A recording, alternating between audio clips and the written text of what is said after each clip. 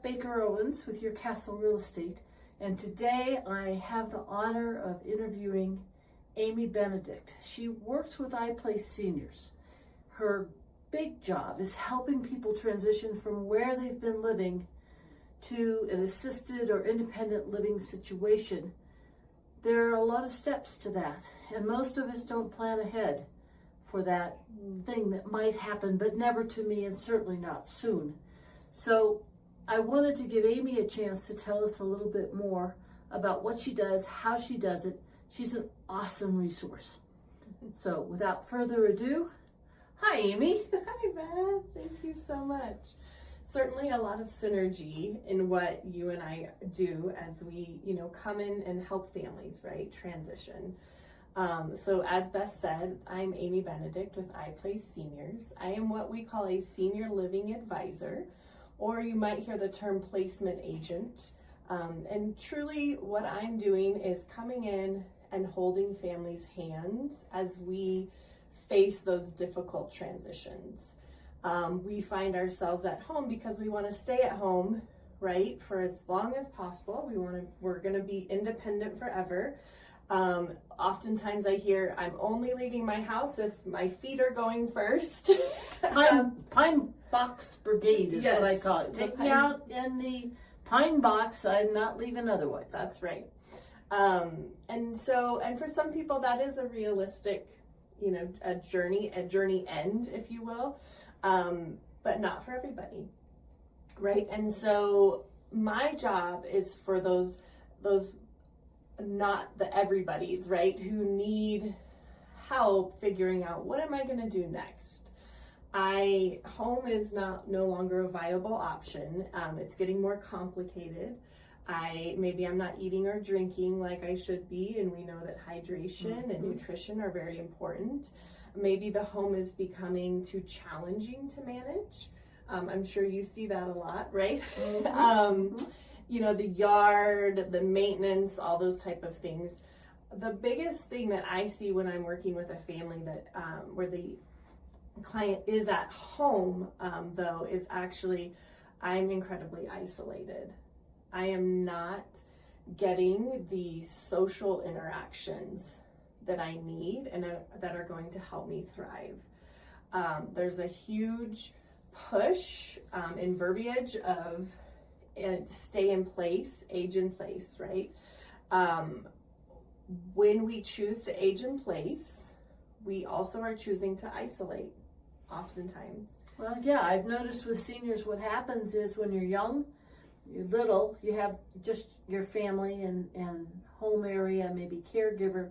You go to school, and then you have work in school, and then you have kids in their world, and the world is suddenly this whole big beautiful place. And as I talk with folks as they age, everything gets smaller again, much smaller, till they're back to wherever their home is. Right. And the doctor's office, that's the other thing. Yes. Doctor's office is on home. There's a lot of doctor's appointments as we age. And so the world has just really shrunk.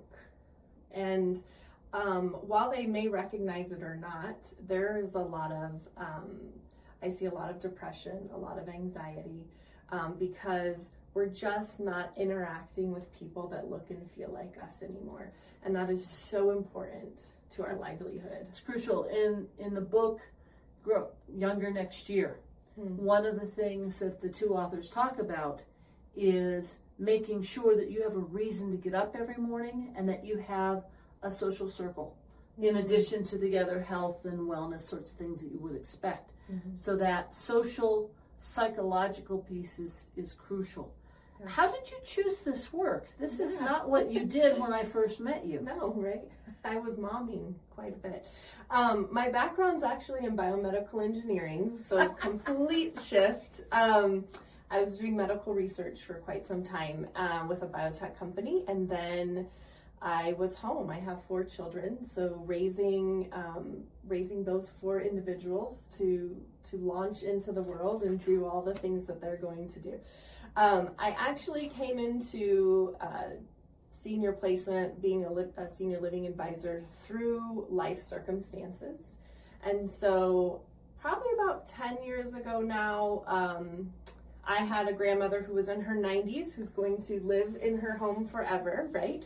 And found herself in rehab, right? We had some falls, we went to the hospital, and now we're in rehab, which is like a classic scenario that I also find myself in on a daily basis. We had to figure out how are we going to discharge from rehab to assisted living quickly, because they don't give you a lot of time in rehab to figure that all out.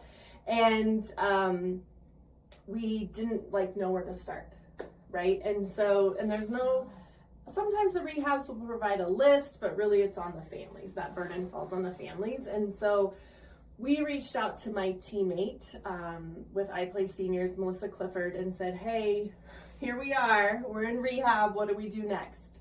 And she did an amazing job. She met us in the rehab. She came up with a short list of the options based on, we always talk with families about, healthcare needs, personal needs, wants, goals, what brings us joy, and then also the financial, because that's a big part of the picture. Some of them are so expensive. Yes. They can be really expensive. Oh my goodness, Amy. Yes. They don't necessarily have to be really expensive, and so we do a soft financials to kind of sift down to what's appropriate. I always tell families, I wouldn't be doing my job if I'm going to take you to the Ritz if you can't afford the Ritz, because that's not fair to you, right? So anyways, we met with her. She had an amazing short list. We ended up kind of matching and feeling comfortable with one of the communities. My grandmother moved in and had a very stimulating life for quite some years. She has now passed. She started this journey at 91, 92, so you can imagine she didn't have a ton of time in the assisted living, but it was at least 4 or 5 years, so quite some time. It was a great stimulating environment for her. She loved it. And then fast forward more recently, my husband's mother, so my mother-in-law, was diagnosed with a very aggressive dementia, fairly young. And so we tried a lot of things. We tried in-home care, and then we tried bringing her into our home. And then those scenarios just weren't a viable option anymore. And so she needed 24/7 oversight and care, and with a team that is trained to care for these, what can happen in dementia, which is all sorts of challenges, and it can be some erratic behaviors and things like that. And so again, kind of went through that journey of finding a good scenario for her. In that, recognized this, I'm really passionate about this. I've been through it a couple times, but I also feel like I can really connect with families who are sitting opposite me, because I have sat where they sit. And so I get that the emotions are high. I get that finances are a concern. I get that, mom doesn't want to go. I get all the fears and anxieties that come with that. And so for that reason, I'm able to really connect with families. You mentioned a couple things, and I've seen several things happen with my clients where your grandma was in rehab, and that's a short fuse. Where your husband's grandma had dementia that accelerated, and it finally just probably felt like it was almost at a breaking point. When's the best time to contact you and start that process? Because I know of some families, it took them 9 months, 6 months, and then one family had 2 weeks. That's all they had. So what's the better way to go? That's a tricky question, right? Because some things we can predict and some things we can't. So I always tell people sooner is better than later. The landscape of senior living is constantly changing.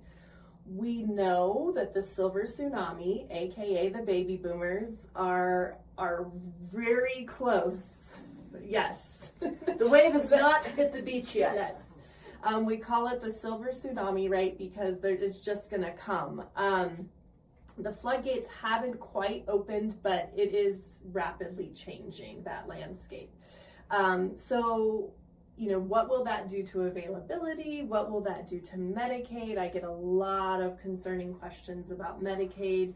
I don't know the answer. What I can tell you is things will likely get more complicated. And so the sooner we start to think about these things and have a plan in place, the better.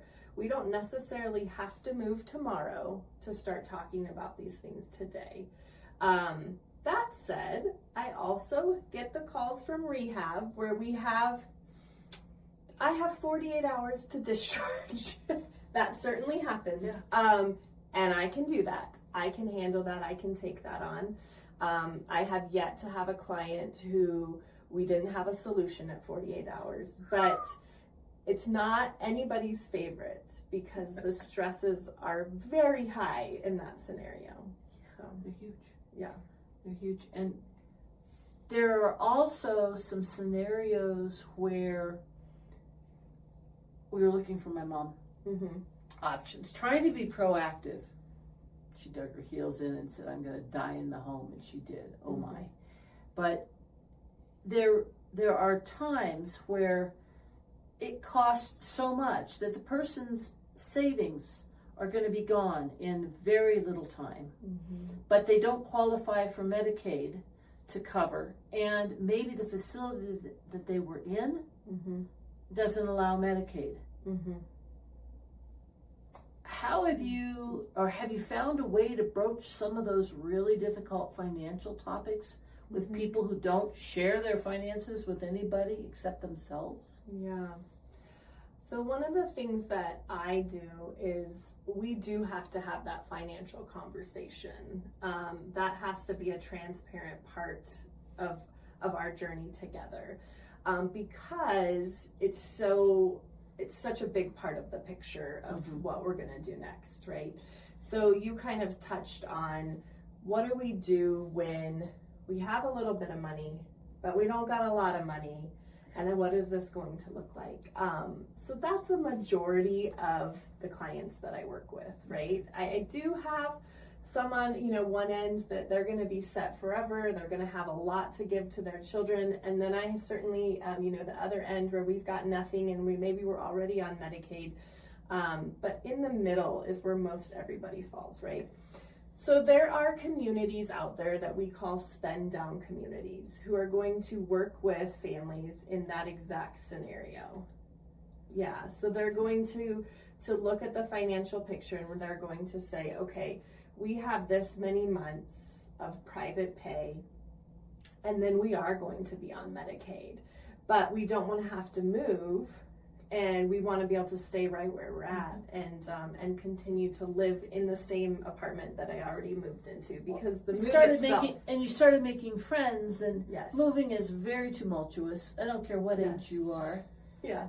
But then to have to move again, right, has got to be hard on family, overwhelming thoughts. So we try the benefit of working with somebody like myself. And I would say, if you're going to choose to work with a senior living advisor, please do so when you're facing these sort of things, because we know so much more than you know about this world. But at the same time, we know what communities are going to be a fit for those scenarios, right? So we already can say, yeah, that community is not going to work, but this one will, because we understand your financials and this will be a good fit for you. So yeah, we call that a spend down community, and there's ways to navigate that for sure. That's important. It's not a lot different from having a house. You're going to go buy a house and you look at the one on the hill and go, oh yeah, that's my dream house. Right. And you look at the other one and go, never. But the question is, what can you really afford? Because it's really hard on your heart if you fall in love with the one on the hill, but you can only afford something different. It's much better to find something you like that suits you in your price point. Yeah. And there's usually something okay. It's not like you're having to put up. No, families are pleasantly surprised, I will say, that oh, I can afford this. And I say, yes, this is a great option for you. And so that, certainly warms their heart. They're so grateful to have somebody alongside them who shows them something that actually is a really great option that they didn't think would be available to them. Another thing outside of finances that really can be a driving force is care, right? And so everybody has different needs. We have communities that specialize in certain needs, meeting certain needs. And so that's such an important piece, because if you go at this alone, you likely are going to go to the one that you saw on your way home, right? Well, yeah, or you see it on the corner all the time. And I'm sure you get this as well, right? Yeah. And so that corner community might be the best option for you, but I would say probably more than 50% of the time, not the best option. And so what happens then is the family goes ahead and moves forward there, thinking that this is going to solve all our problems. Well, it wasn't the best fit for that individual. It's a good community, but this individual needs this care, right? Maybe we have some diabetes on board, and this community actually really can't meet the needs of diabetes, whereas another community that's just 10, 15 minutes further could have. And so, understanding that landscape and what community can do what and what they can provide, if we are a falls risk, if we're going to need help getting up and out of our chairs, help getting up and out of bed, those kind of things. There are certain communities that are more equipped to do that type of care. So again, such an important key in that picture to bring somebody in who understands all that. What do you do and say to alleviate some of the fears that the children of seniors and seniors have? It might be two different kinds of things that you can assure them of. Yeah. So probably similar to what you do at times. I am not a licensed counselor by any stretch of the imagination, but I certainly do a lot of counseling. This transition is so it's a heavy transition. The emotions are high. The more children we have, the more complications we sometimes have, which is certainly not encouraging to a mom of four. As I work with families with 4 children, I go, oh my, what's going to happen to me? I always say, as a side note, just for some levity, like, I know which of the 4 is going to, take charge and take care of me, and I know which of the 4 is going to be like, she's on her own, at this point. But so, yeah, to answer your question, I try to, when I come into that scenario, I try to meet all the players, right? Who's here, who's involved. I want to hear directly from all of them. I want to understand how they're feeling. A lot of times simply just saying, I have sat where you sat. I know exactly how you feel, is quite comforting in that scenario, right? There's no magical thing that I do, but it does seem that, just that in person, I always do everything in person as much as possible. I think that's an important key, that face-to-face interaction, particularly with my client who's likely in their 80s or 90s. A Zoom call's not going to work well for them. Yeah, Zoom is not their favorite. They're having trouble with the cell phone, which I get because I have trouble with my cell phone, so I can't imagine trying to figure it out at 90. But they want that but they want to be seen. They want to know that this is about me. Yeah. And I really push to make that happen, whatever that looks like. And I tell the family, usually it's the oldest daughter that I'm working with, right? And then if there's not an oldest daughter, it's the oldest daughter-in-law. And then we get to the sons. But regardless, I try to say, I'm hearing in everything that you're saying, and I see what you think is the path forward, but I need to talk to mom. Mom has a seat at the table. And then they'll say, oh, she's got really bad dementia, you know, she can't carry a conversation. And I say, I get that. I know. But mom needs to see me. She needs to look in my eyes. Mom needs to know that she can trust me, that I'm not going to take her to some dump and drop her off, right? She needs that security. Even if I can't carry a conversation with mom, I know how to carry a conversation with mom, you know, with advanced dementia. I have that skill set. So that's kind of how we move through those big, challenging emotions with families. because your client is the senior being placed and the family that is helping or not, but the family is also. So you've got different needs, sometimes competing agendas. Certainly among siblings, there are often competing agendas, and that's a lot to balance. So you do the personal touch. I think that's super important. Yeah. When I work with seniors, people will say, well, we'll just send over this thing to be signed electronically. Sometimes that doesn't work. No. Or just read it, because you can make it bigger on the computer screen. But what happens if, in one case recently, they lost their logins? Yeah. And it's too frustrating. Yeah. Sometimes it's better face to face. Yeah. Let's take care of this. Yeah. There are many modes that we can use. Let's find one that works. And so if you've got siblings who are across the country, well, then maybe a Zoom call is better. If you've got people who are present, sometimes everybody all together helps. Yes. So you get to juggle all those pieces. Yeah. And sometimes I do work with families who are moving across the country. So mom is in West Virginia, mom's in Arizona, or dad, and they need to come here because the family is here, local representation is here, which I always advocate for. You need to have people close by. We can navigate that. I don't get that in-person connection. We do have to resort to some sort of Zoom call at that point, which comes with its complications. But I think that I have been assured that from those clients, you know, just you taking the time to reach out to me, to see me and understand me, that was enough for me to go, okay, I trust Amy. I know Amy's going to work in my, you know, in my best interest.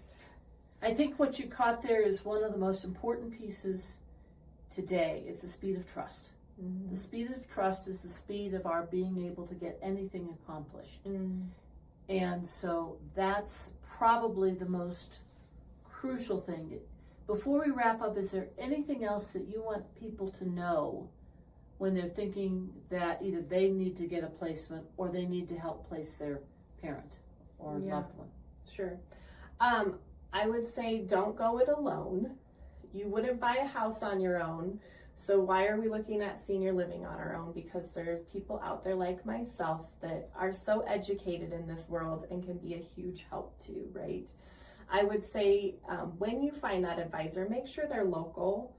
There are a lot of, I might say, predatory online sources for finding information on senior living. I just highly discourage families utilizing those sources. You really, truly need somebody who's local to your area. I don't tell families in Arizona what I think the best Phoenix community is. I don't know Phoenix, but I can find a senior living advisor in Phoenix that I trust and say, here you go, you know, call them. They know Phoenix, just like I know the Front Range of Colorado and a little bit beyond. So, you know, I would say definitely find somebody local. Understand that there is not a cost to what I do. So there is not a financial burden to families to work with me. The way I get paid and any placement agent gets paid is on like you do on closing. So after there's physical move-in, then we invoice the community. So it's a free resource to families. Wow. Like, why not use it?